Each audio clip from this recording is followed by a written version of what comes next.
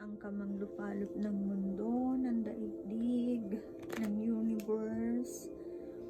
Magandang umaga, hapon, tanghali sa iyo, okay?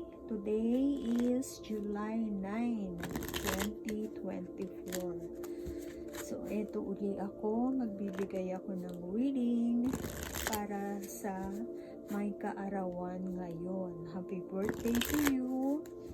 So, hindi ko sinasabing hula ito at hindi ko rin sinasabing resonate ito sa buhay mo. Pero baka pwede mong makonect sa isang parte ng buhay mo na nangangailangan ka ng sagot o encouragement or advice. Okay? Ulitin ko po, hindi ako nanguhula at hindi ako manghuhula. So, ginagawa ko lang po ito para lang sa mga taong nangangailangan ng advice or something na sagot sa katanungan niya, baka pwede niyang makonect. Okay? Ang ginagamit ko pong card ay hindi po tarot card. Okay? This is a message card. Okay? So, ayan. May nalaglag. Okay? So, 3 card lang po yung nire-read ko palagi. Okay? Ito. Ang ganda, oh. Oh, this is for you. Okay? Pakita ko sa iyo, ha? Kita mo? Yan. Listen. Sabi niya, listen. Okay? Napasahin ko. Okay? Quiet your mind, beloved one, and listen to our gentle reassurance that everything has been taken care of. Stay in a quiet and receptive state without worrying about the exact nature of your desire manifestation. A quiet mind and body hear us quickly and clearly. This is our request to you. Listen, okay? So makinig. Matuto kang makinig.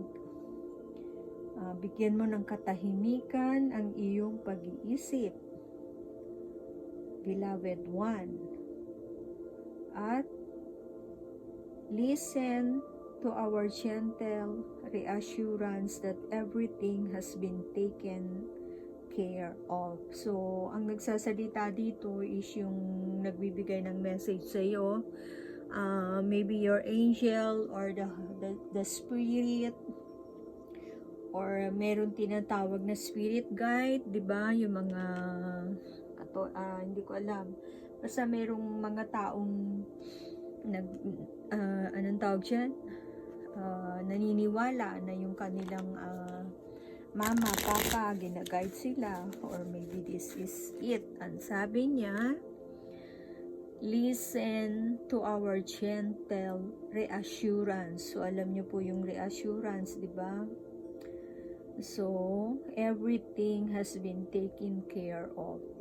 Taken. Okay, pasensya na po kung ako po ay minsan nabubulol sa aking binabasa kasi ang tagal ko na pong hindi na pag-practice ang English reading, and hindi na po tayo familiar sa mga pronunciation. Okay? So, ito naman po ang stressless card. Ito pong stressless card, pwede nyo po itong i-apply sa physical or sa situation na meron kang kinakaharap sa positive energy mo at saka sa negative energy. Kasi, alam nyo, sa totoo lang po, hindi po tayo nabubuhay sa mundo na wala tayong pakialam sa spiritual realm, okay? So, may kaluluwa po tayo na napapagod at kinakailangan mo pong ipit, okay? So, ayan, may nalaglag na. Here we go. Oh, the rocking chair. Parang ito yung rocking chair ng lola ko. Joke lang, okay? So, this is your second card. So, mamaya, i-combine natin lahat yan kung ano yung paano siya magkakaroon ng magandang paliwanag. Okay. The rocking chair. think of yourself as an old woman or man, sitting in a rocking chair, writing your memories of the present moment. What would you write about? What would the old you tell the young you? Investigate the situation from a distance for about 5 to 10 minutes. So, okay. So, ang sabi niya, di ba? Okay. Think yourself as an old isipin mo yung sarili mo na isang matandang babae or lalaki na nakaupo sa rocking chair. Tapos, isulat mo sa iyong isipan yung present moment, yung ngayon. At tanungin mo yung sarili mo, ano ang isusulat mo? What would you write about? Ano ang isusulat mo sa moment, sa present moment, okay? What would the old you tell the young you? So, ano sa palagay mo ang sasabihin ng isang matandang ikaw sa batang ikaw? Oh, grabe siya, oh. Nakakatuwa. So, investigate the situation from the distance from about 5 to 10 minutes. Okay? So, imbestigahan mo yung sitwasyon sa distansya ng 5 hanggang 10 minuto. Okay? So, try mo lang. So, minsan nakakatulong po ito pag masyado ng pagod yung katawang lupa mo. Or marami kang bagay na iniisip pero wala kang magawa, 'di ba? So, take it 5 to 10 minutes, okay? Taking this distance will give you new perspective. Now, some of the things causing your stress will start to seem small. So, yun pala, okay? Yung nagbibigay sa'yo ng something's causing you stress will start to seem small. So, mapapansin mo, liliit yung stress na nararamdaman mo pag sinubukan mo to. Ito, ulitin ko, pwede mong i-apply sa physical, pwede mong i-apply spiritual, emotional, mental. Okay? So, hindi lang po ito pang physical, hindi lang po ito pang all around. Para sino ba yan? Si Rod na Barber. Para sa lahat. Okay, ayan. Ay, ang bilis, oh. May isa ka na. Ayan. Cupid card. Okay? Oh, maganda. Ayan. Oh, 'di ba parang tugma lahat ng card mo, okay? So, ang sabi niya dito, let go of the need to control. Allow this situation to unfold naturally, okay? So, ang sabi niya, let go. Okay? So, let go mo daw. At hindi lang. Allow the situation. Okay? Hayaan mo yung sitwasyon na ito na lukas, yung unfold, yung natural na natural, okay? Hayaan mo yung sitwasyon, okay? So, pagsamahin natin siya, sabi, matuto kang makinig, itry mo, yung parang quiet time, yung sinasabi niya siguro dito, no? So, itry mong umupo sa rocking chair at pag-aralan mong subukan mong maging matandang ikaw at tingnan mo kung ano ang sasabihin mo sa batang ikaw.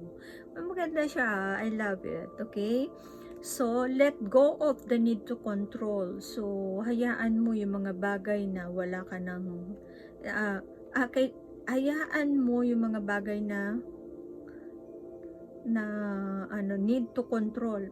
Paano mo ba ipapaliwanag ang need to control? yung bayaan, yung na need to control, kailangan na makontrol, 'di ba? Allow the situation to unfold. So, hayaan mo maging natural. Okay? So, ano man yung pinagdadaanan mo, i-try mo na i-let go. Hayaan mo maging natural na mawala. At subukan mong umupo sa rocking chair. Kausapin mo yung batang ikaw. I-try mong maging matandang ikaw. Okay? At subukan mong makinig sa iyong sarili, okay? So bigyan kita ng bonus card. This bonus card is a Christian card, Bible verses po ito, okay? So tingnan natin, baka may message sa iyo spiritual na para sa iyo. So I think familiar ka naman sa Bible, di ba? Okay? Ayan natin mo, 'di ba? Ang sabi sa iyo dito, perfect love cast out fear. 1 John verse 18, verse 4 chapter 18, cast out fear. So, 'di ba? Kung ano man yung pinakatakutan mo or i-cast out mo. So, teka ha, basahin natin yung 1 John verse 4:8. Baka message mo ito. Sandali lang, hanapin ko yung U version ko. Nasaan ka na? U version. Okay.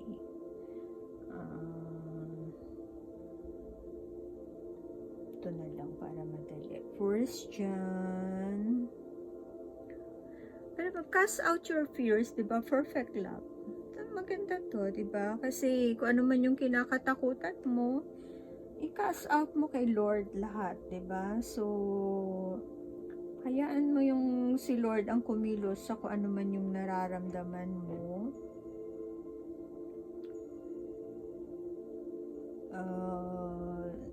Anong gusto mo? Tagalog, English? Tagalog na lang kasi, nabubulol ako sa sa English eh.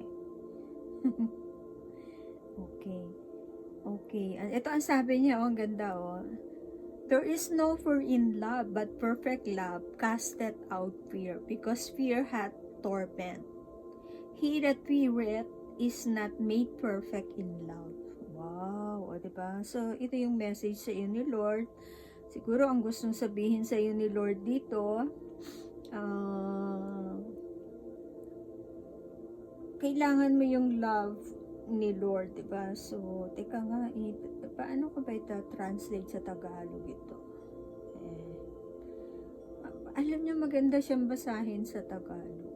Okay.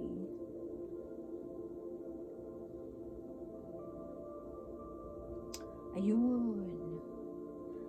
Walang kasamang takot ang pag-ibig at pinapawi ng ganap na pag-ibig ang anumang takot. Hindi paganap ang pag-ibig ng sino mang natatakot, sapagkat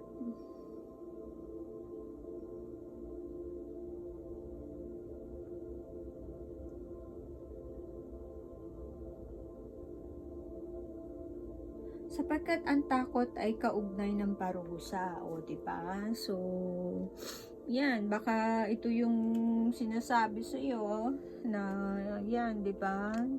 Pasensya na nga, binasa ko yung Bible verse dito.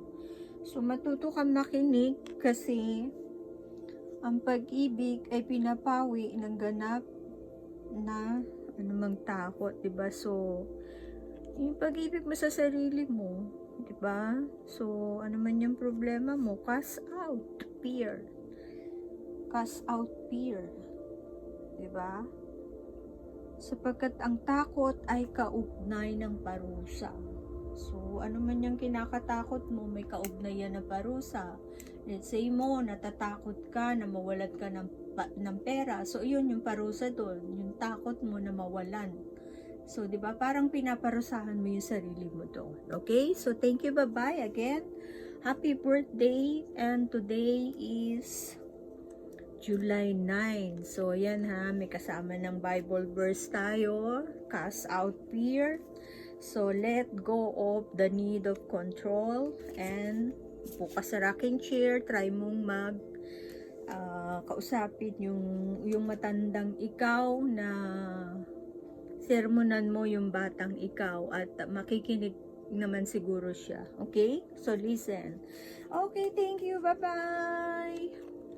Happy birthday ulit.